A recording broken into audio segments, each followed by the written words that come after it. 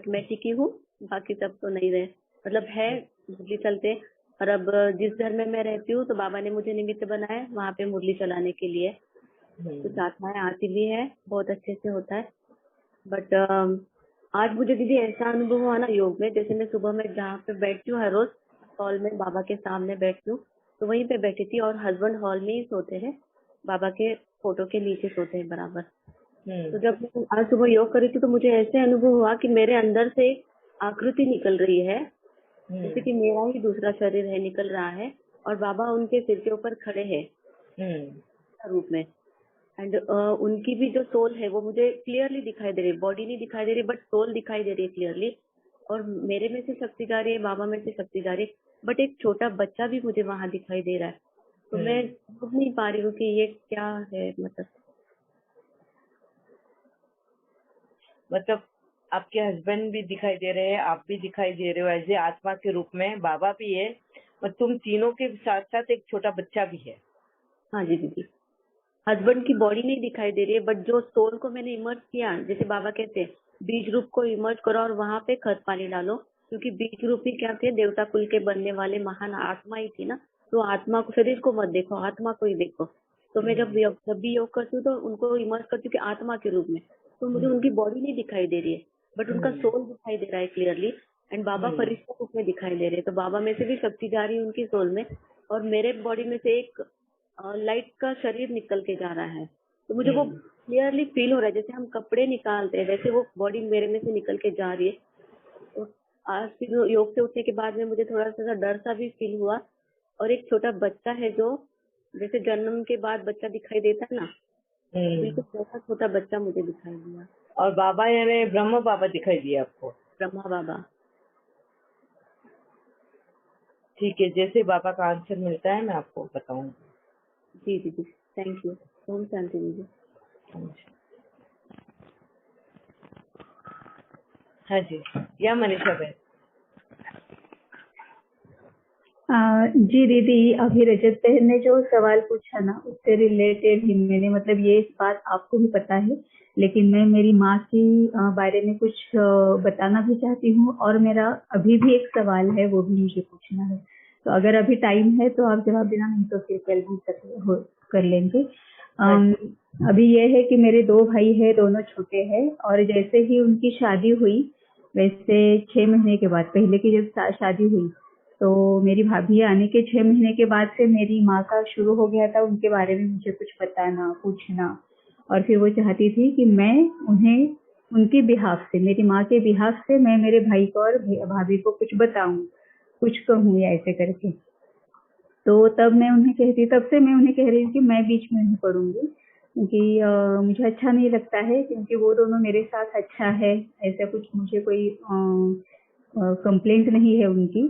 तो आप जो उन्हें कहना चाहते हो तो आप डायरेक्टली उन्हें जो भी है आपकी कंप्लेंट है या शेयर करना है, बताना है, सुनाना जो भी है वो आप खुद सुनाओ। तो इस पर से ही हमारा शुरू हो गया, और थोड़ा सा ये हो गया कि वो मेरे साथ बाद में 6 महीने तक, साल तक वो मेरे साथ बात भी नहीं करती है मेरी माँ।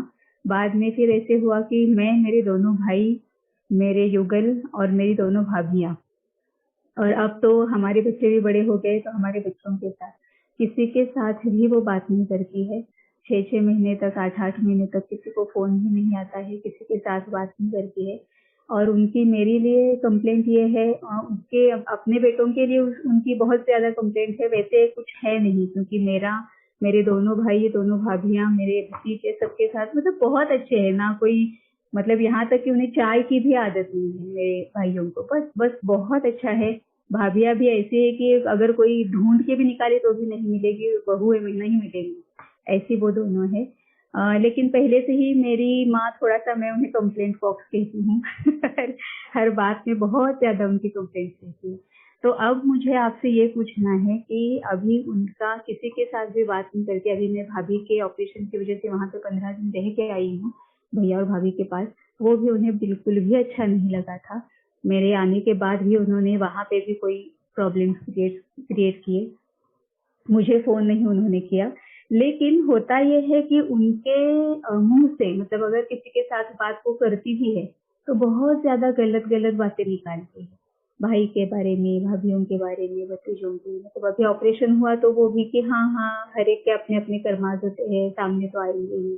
बड़ों की बात नहीं रखेंगे, बड़ों को अगर कीमत नहीं देंगे तो ये तो ऐसे होना ही है, ऐसे करके बहुत ज्यादा। तो वो भैया और भाभी बहुत डर जाते हैं। मुझे तो कोई फर्क नहीं पड़ता है, ना मेरे युगल को पड़ता है, ना मेरे बेटे को पड़ता है, लेकिन वो बहुत डर जाते हैं। और लिटरली ऐसे होता है कि उनमें, मेरे भाइयों के घर में अगर किसी के साथ झगड़ा हो, मैंने अभी आपको मैसेज भी भेजा था, फोटोज भी भेजे थे, तो उनके घर में अगर झगड़ा होता है तो वो बहुत ज्यादा डरते हैं कि माँ की वजह से, मतलब अगर एज अ थर्ड पर्सन देखे तो गलती माँ की ही है। गलती मतलब जो भी वो कर रहे, उन्हें सुख देखना ही नहीं है, पूरा सुख ही सुख है, लेकिन वो देख नहीं पा रहे हैं। लेकिन फिर भी भैया भाभी बहुत ज्यादा डर जाते हैं। अगर घर में बड़े हैं तो फिर हमें क्या करना चाहिए, मुझे बिल्कुल समझ में नहीं आता है कि प्रकाश किस तरह से रहे। मैंने उनके साथ कितनी बार बात की है कि आप ऐसे मत करो, मतलब क्या है, या फिर मुझे मत बताओ। और वो भक्ति मार्ग में बहुत ज्यादा है, मतलब भक्ति के सिवाय काफी सारे भगवान हैं उनके, सबको पूछते रहते हैं, बिल्कुल मन से करते हैं, बहुत अच्छे से करते हैं, मन से करते हैं। उनका 7 डेज का कोर्स भी हुआ है, लेकिन वहीं तक हुआ है। और बाद में तो फिर उन्होंने मुझे ऐसे बताया कि हाँ हाँ, जहाँ बच्चे जिसको अगर ये भी पता नहीं कि अपने माँ को ठीक से माँ की बात माननी चाहिए, वहां पे ऐसे बीके और ये करके क्या करना है, फिर भी उनकी ये, अभी मैंने बाबा से माफी भी मांगी है कि बाबा अभी पता नहीं मैं क्या करूंगी। लेकिन अभी मुझे ऐसे पूछना है कि कई घरों में आजकल मैं ऐसे देखती हूँ कि ये जब थोड़ा सा एज हो जाती है या फिर ऐसे हो जाता है, तो कहीं ऐसे होती है माएँ, या फिर कई घर में पिताजी ऐसे होते हैं।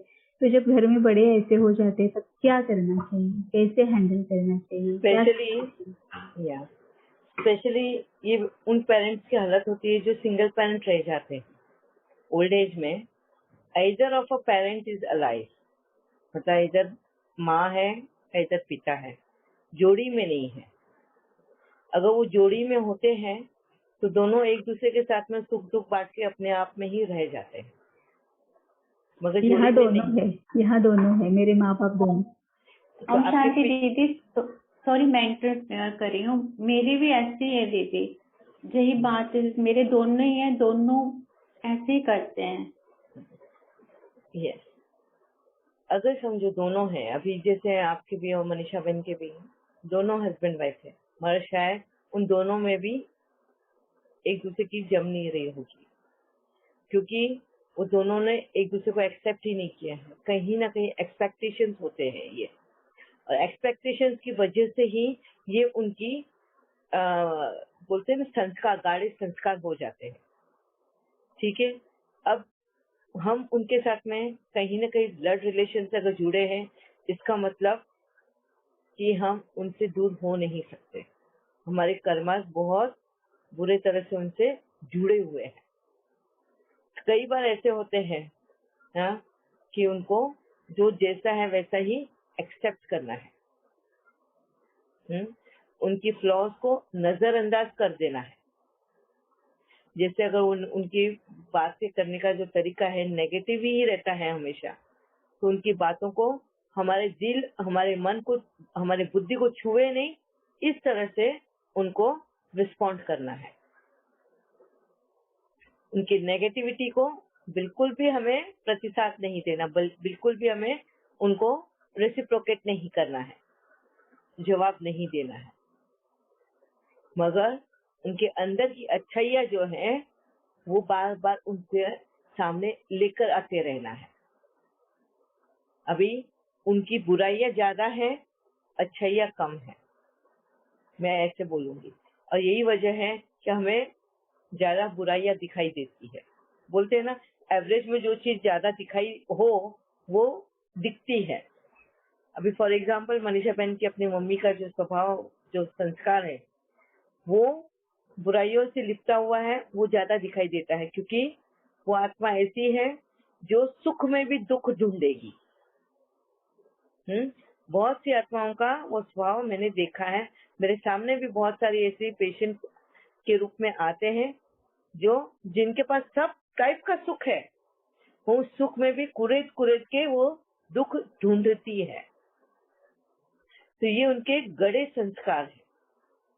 तो ऐसी आत्माओं में हमको भी ढूंढ ढूंढ के उनकी अच्छाइयाँ ढूंढनी है।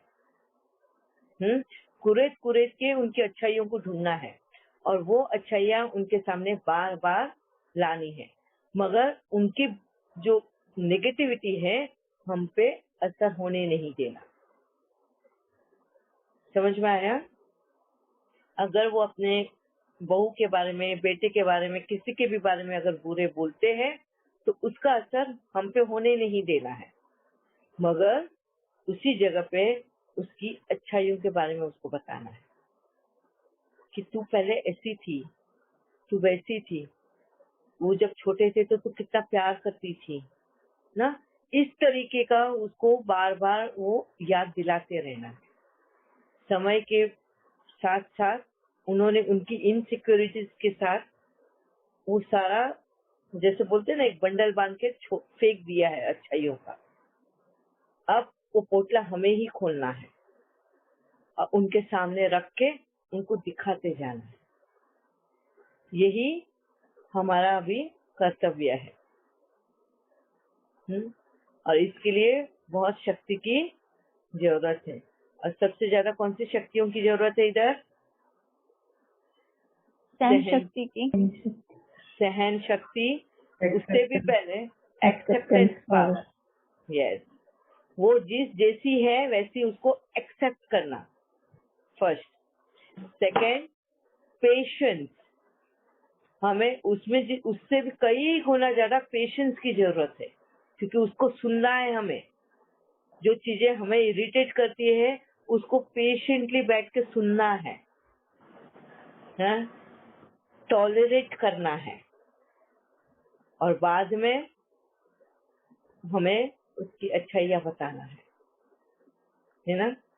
तो ये हमारे अंदर अभी ऐसे समझ लो, ये एक एक करके हमें बाबा कार्य दे रहा है हमारे अंदर के गुणों को बाहर लेकर आने के लिए, हमारे अंदर की शक्तियों को बाहर लेकर आने के लिए। जैसे बाबा तुम्हें एक प्रैक्टिस के लिए एक एक बोलते हैं प्रोजेक्ट देता है, तो ये आप लोगों के लिए एक प्रोजेक्ट है। मनीषा बहन के लिए उनकी माँ एक प्रोजेक्ट है, उनके अंदर के सारी सभी चीजों को बाहर ले आने के लिए। हाँ, सेम ऐसे ही हमारी नीना बहन के लिए भी प्रोजेक्ट है, उसके साथ ससुर के साथ का वो संस्कारों को बदलने का।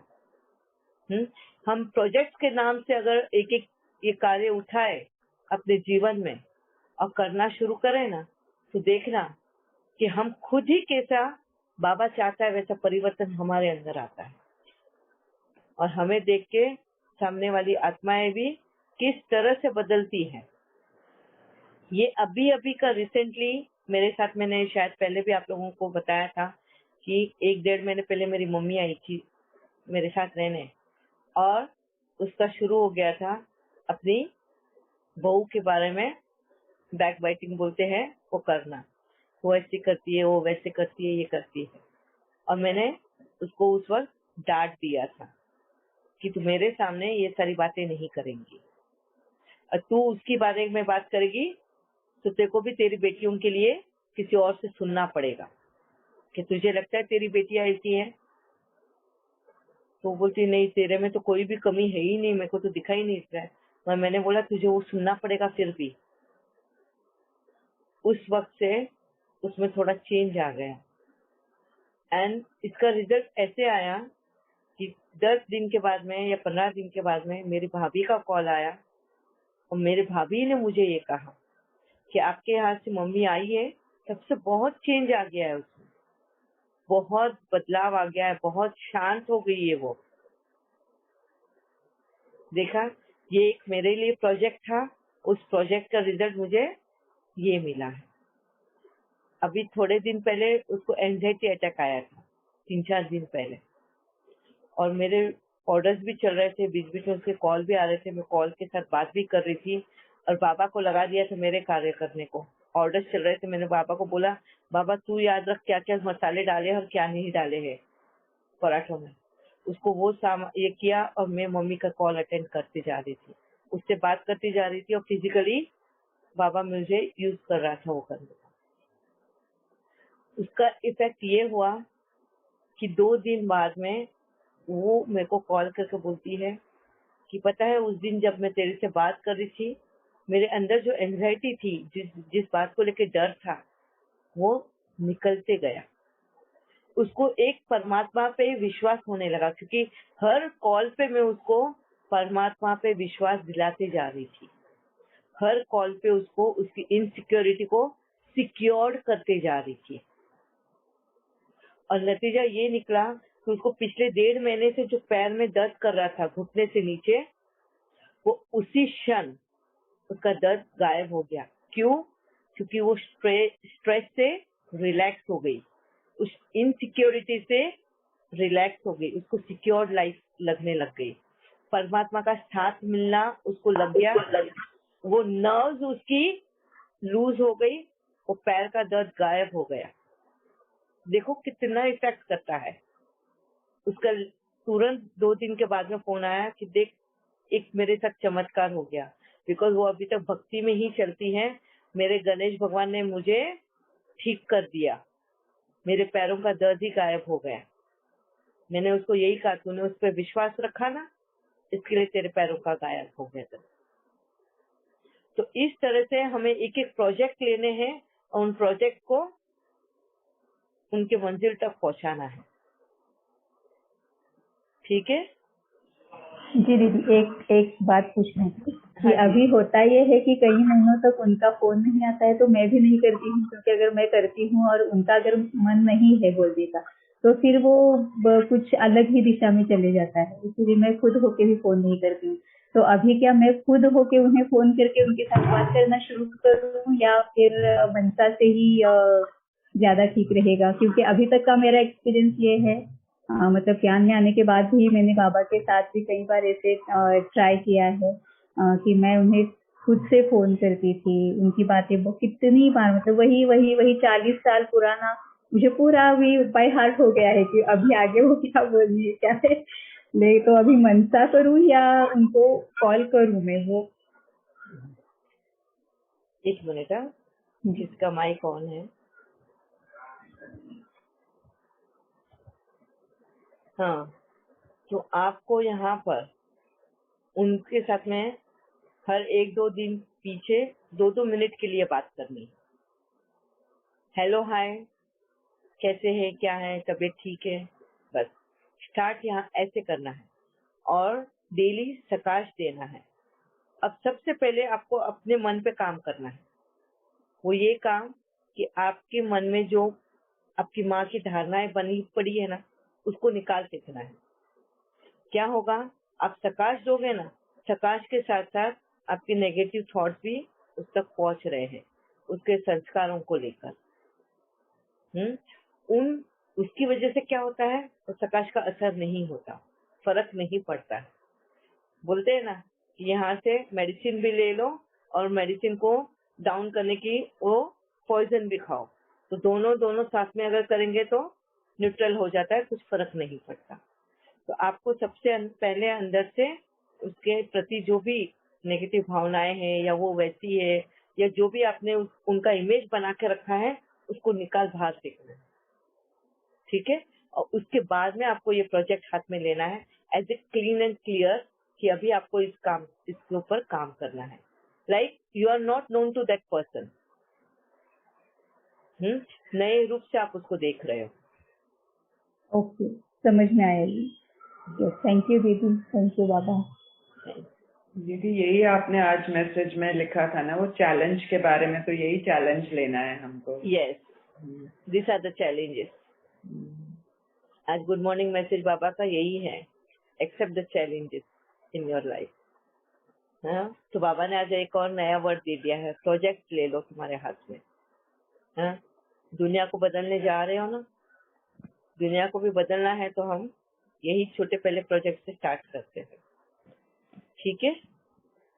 ओम शांति। ओम शांति। भावना बहन, आप मेडिटेशन सॉन्ग लगा दीजिए। कौन सा?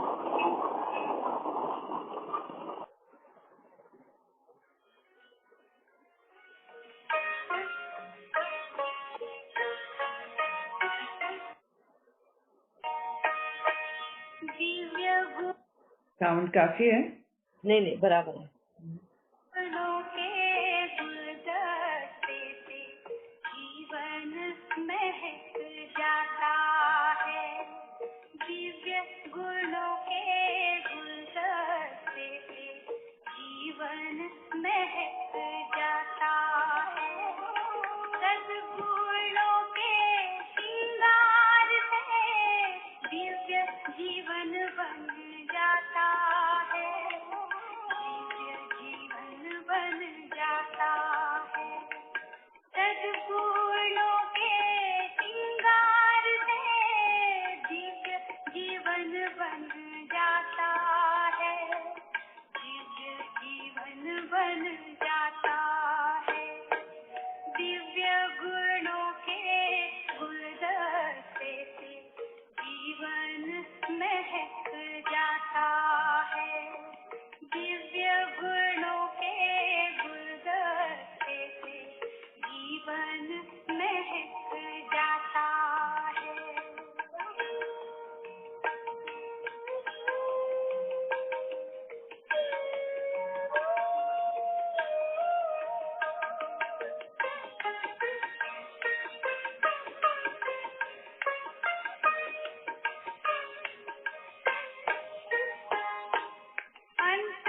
अंतर्मुखी है सदा सुखी, आत्मदर्शन वो करता है,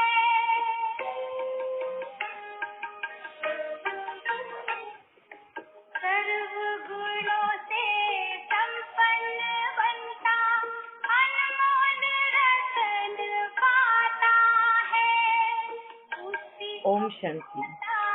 प्रभु। ओके, कल फिर मिलते हैं। ओम बाय। शांति। शांति। ओम शांति दीदी।